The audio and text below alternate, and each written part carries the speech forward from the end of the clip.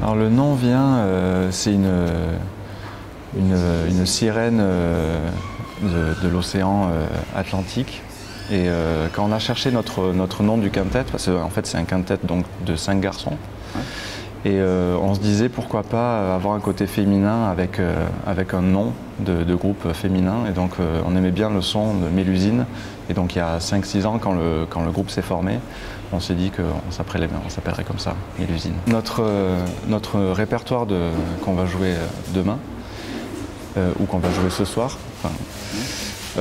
s'appelle Chronique, et donc c'est Christophe Girard, l'accordéoniste, qui a écrit cette pièce qui est d'un seul bout. C'est une grande suite de à peu près 45 minutes. Et il a écrit vraiment des passages très orchestraux où les 5 instruments jouent ensemble avec des nuances qui partent du très pianissimo au très forté, et des passages aussi où chaque musicien a son focus d'improvisation. Donc nos 5 musiciens, c'est Christophe Girard à l'accordéon, William Rollin à la guitare, Anthony Caillé à l'euphonium, Stan Delannoy à la batterie et moi-même Simon Tailleux à la contrebasse. Et on vient tous d'horizons très différentes. Certains viennent de la musique classique, de la musique improvisée. Moi, je viens plutôt du jazz.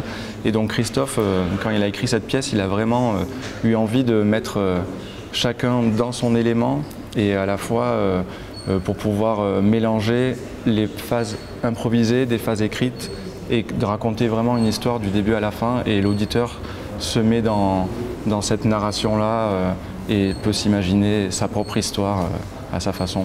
Sur scène, scéniquement, moi je suis au milieu, je suis entre mes camarades. Et oui, il y a beaucoup de moments où avec la batterie on tient le rythme et l'énergie un peu de trance qu'il y a dans certains passages. Mais et pas que, il y a aussi sur le premier mouvement un passage où c'est vraiment un focus sur la contrebasse, où moi je suis très libre d'improviser.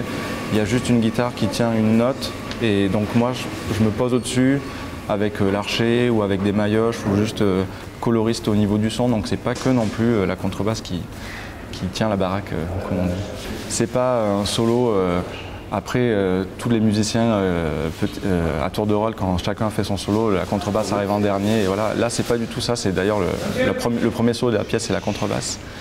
Et c'est plus une recherche de matière sonore et oui, de sons mélangés, plutôt qu'un vrai solo très rythmique ou harmonique ou mélodique. Là, c'est vraiment une recherche de texture musicale plutôt. Avec les différentes de timbres qu'on a dans l'orchestre, il y a énormément d'espace entre les événements qui arrivent les uns à la suite des autres. Évidemment, c'est très important, la spatialisation. Alors comment saute-t-on d'un groupe à l'autre, c'est-à-dire de Mélusine à House of Echo? Déjà, c'est un costume différent, parce que pour Mélusine, on a travaillé avec une scénographe et une metteur en scène pour avoir sur scène nos propres costumes, et aussi derrière nous des kakémonos de la scénographe qui a fait des peintures. Donc déjà, on est en scène avec nos habits.